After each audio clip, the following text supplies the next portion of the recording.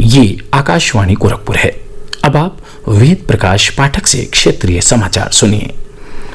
प्रधानमंत्री नरेंद्र मोदी ने अनलॉक के दूसरे चरण की शुरुआत से एक दिन पूर्व आज देश को संबोधित करते हुए कहा कि समय से किए गए लॉकडाउन और अन्य फैसलों ने देश में लाखों लोगों का जीवन बचाया है। उन्होंने कहा कि कोरोना से होने वाली मृत्यु दर को देखते हुए विश्व के अन्य देशों की तुलना में भारत संभली हुई स्थिति में है। श्री मोदी ने अनलॉक के दौरान भी लोगों को महामारी से बचाव के लिए सभी एहतियाती उपाय करने को कहा। उन्होंने कहा कि लॉकडाउन के दौरान लोगों ने कोरोना से बचाव के नियमों का बहुत गंभीरता से पालन किया था, लेकिन अनलॉक के बाद व्यक्तिगत और सामाजिक व्यवहार में लापरवाही बढ़ी है। उन्होंने कहा कि सरकार और स्थानीय निकाय की संस्थाओं और नागरिकों को फिर से उसी तरह की सतर्कता दिखाने की जरूरत है। श्री मोदी ने प्रधानमंत्री गरीब कल्याण अन्न योजना को नवंबर तक बढ़ाने की घोषणा भी की। इसके अंतर्गत देश की 80 करोड़ से अधिक की आबादी को निःशुल्क राशन उपलब्ध कराया जा रहा है। प्रधानमंत्री ने कहा कि योजना के विस्तार में 90,000 करोड़ रुपए से अधिक खर्च होंगे। प्रधानमंत्री ने कहा कि कोरोना महामारी से लड़ते हुए देश में 80 करोड़ से ज्यादा लोगों को 3 महीने का राशन निःशुल्क दिया गया। उन्होंने कहा कि बीते 3 महीनों में 20 करोड़ गरीब परिवारों के जनधन खातों में सीधे 31,000 करोड़ रुपए जमा करवाए गए हैं। इस दौरान 9 करोड़ से अधिक किसानों के बैंक खातों में 18,000 करोड़ रुपए जमा कराए गए हैं। प्रधानमंत्री ने कहा कि देश में एक राष्ट्र एक राशन कार्ड की व्यवस्था शुरू हो रही है। इसका सबसे बड़ा लाभ उन नागरिकों को मिलेगा जो रोजगार के लिए अन्य स्थानों पर जाते हैं। प्रधानमंत्री ने करदाताओं का आभार जताते हुए कहा कि नागरिकों के ईमानदारी से टैक्स भरने के कारण ही देश आज इतने बड़े संकट का मुकाबला कर पा रहा है। मुख्यमंत्री योगी आदित्यनाथ ने आज बुंदेलखंड के लिए हर घर नल योजना का शुभारंभ किया। जल जीवन मिशन के अंतर्गत योजना के पहले चरण में 2,185 करोड़ रुपए से अधिक की लागत से क्षेत्र में 12 ग्रामीण पाइप पेयजल परियोजनाओं का निर्माण किया जाएगा।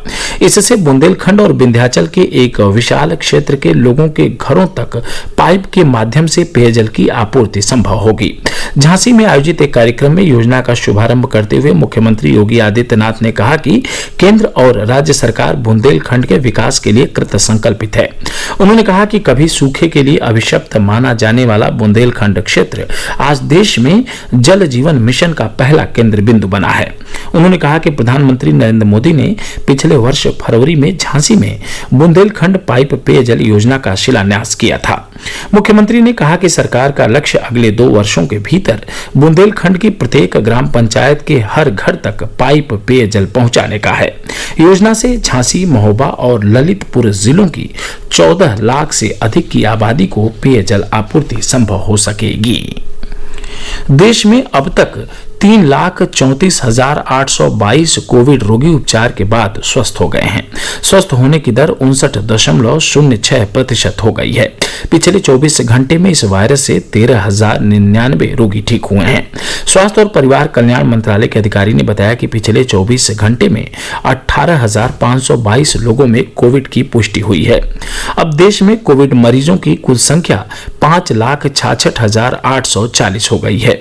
एक दिन में 418 लोगों की मृत्यु के साथ मृतकों की कुल संख्या 16,893 हो गई है। इस समय देश में 2,15,125 मरीजों का इलाज चल रहा है। केंद्र सरकार ने लॉकडाउन खोलने के दूसरे चरण अनलॉक 2 के लिए नए दिशा निर्देश जारी करते हुए संक्रमण क्षेत्र से बाहर के क्षेत्रों में और अधिक छूट की अनुमति दी है। नए दिशा निर्देश कल यानी 1 जुलाई से प्रभावी होंगे और इनमें कई कार्य चरणबद्ध ढंग से दोबारा शुरू करने की बात कही गई है। इसके अनुसार संक्रमण वाले क्षेत्रों में पूर्णबंदी को 31 जुलाई तक कड़ाई से लागू किया जाएगा। गृह मंत्रालय ने कहा है कि मेट्रो रेल सेवा, cinema hall, gym, swimming pool, मनोरंजन पार्क, थिएटर, बार, सभागार, असेंबली हॉल और ऐसी अन्य जगहें बंद रहेंगी। सामाजिक, राजनीतिक, मनोरंजन, खेलकूद, शैक्षिक, सांस्कृतिक और धार्मिक तथा अधिक भीड़ भाड़ वाले अन्य आयोजनों की अनुमति नहीं होगी। विद्यालयों, महाविद्यालयों और कोचिंग संस्थानों को जुलाई महीने में भी बंद रखने का निर्णय लिया गया है। अब कर्फ्यू रात 10 बजे से सुबह 5 बजे तक के लिए लागू होगा। लखनऊ के राष्ट्रीय वनस्पति अनुसंधान संस्थान ने कोविड-19 की जांच के लिए एक आधुनिक प्रयोगशाला स्थापित की है। यह प्रयोगशाला भारतीय चिकित्सा अनुसंधान परिषद, विश्व स्वास्थ्य संगठन तथा केंद्रीय स्वास्थ्य और परिवार कल्याण मंत्रालय के दिशा निर्देशों के अनुरूप स्थापित की गई है। इसके साथ ही क्षेत्रीय समाचारों का यह बुलेटिन यहीं संपन्न हुआ। नमस्कार।